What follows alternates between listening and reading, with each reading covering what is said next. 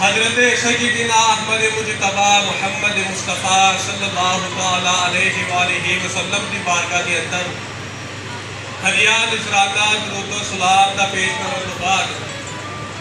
میں اللہ تبارک و تعالیٰ دی بے عیب لاریب کتاب قرآن مجید فرقان حمید دے 22ویں سپارے وچوں ایک آیت مبارکہ تلاوت کی ہے۔ معزز سامعین کرام، جویں کہ سب نوں پتہ ہے میلاد شریف دا اپنا محفل رکھی گئی ہے،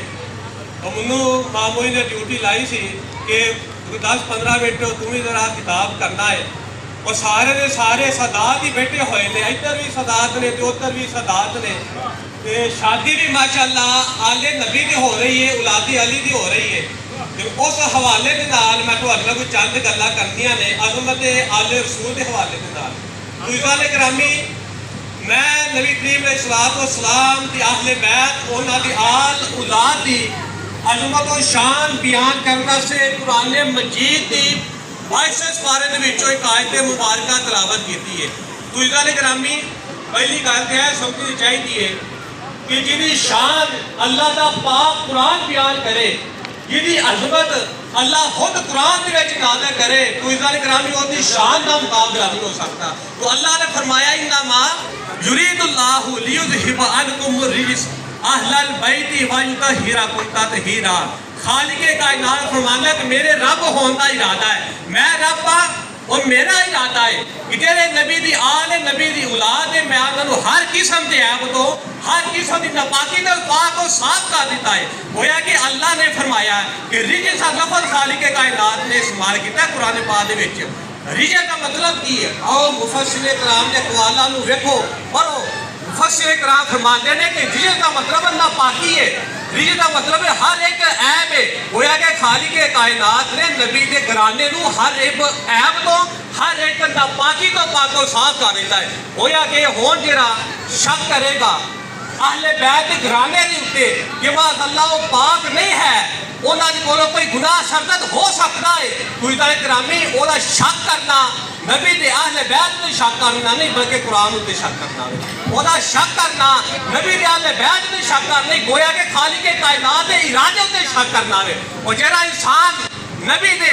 گھرانے تے شک کرے گا یا نبی کریم علیہ الصلوۃ والسلام دے اہل بیت آل اولاد تے شک کرے گا کسی قسم دا، گویا کہ قرآن تے شک کرے گا، اور جڑا قرآن تے شک کرے گا اس گرامی مسلمان ہی ہو سکتا دار اسلام تو خارج۔ آؤ دوسری آیت سنو، 26 سپارے دے وچ آیت ہے خالق کائنات فرماندا ہے قل لا اسالکم علیہ اجرا الا المودۃ فی القربى۔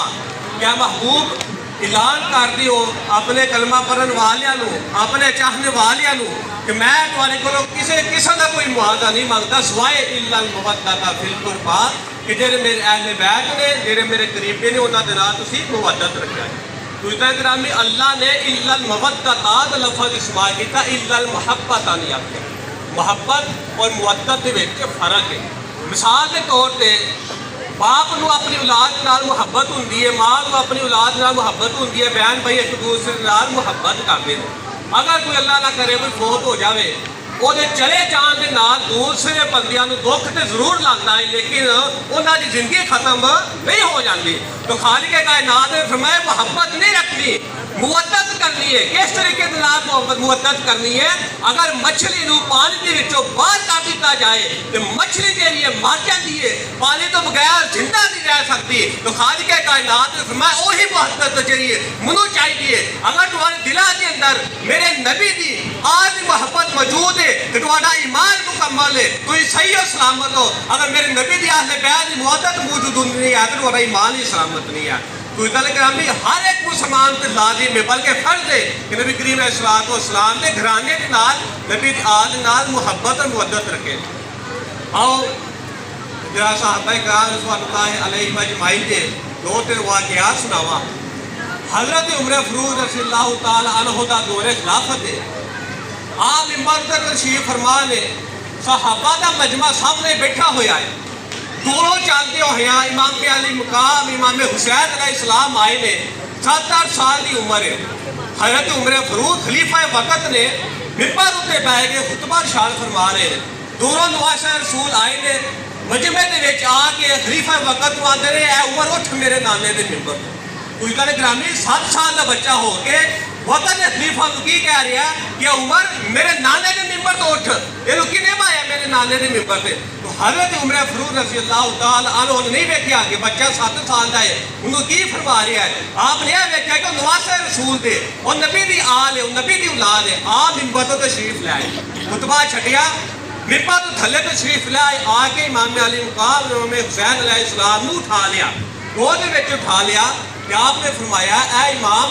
حضرت عمر جیڑی عزت اللہ تبارک و تعالیٰ نے عطا کی ہے نا وہ تمہارے نانے نے صدقے میں اور نانے تو بعد تمہارے صدقے میں گل کرامی حضرت عمر فاروق رضی اللہ تعالی عنہ دے بے مثال واقعات اس طرح دے ملتے نے ایک اور واقعہ حضرت عبداللہ بن عمر رضی اللہ تعالی عنہ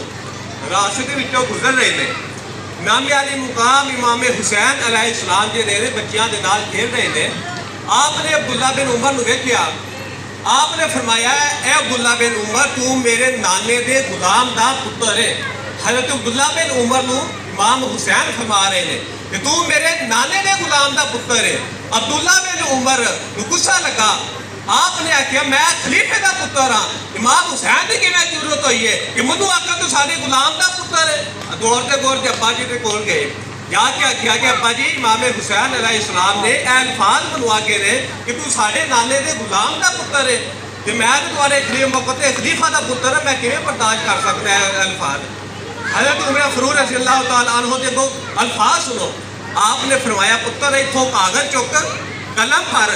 جا کے نواسہ رسول دے کو لہا کے لیا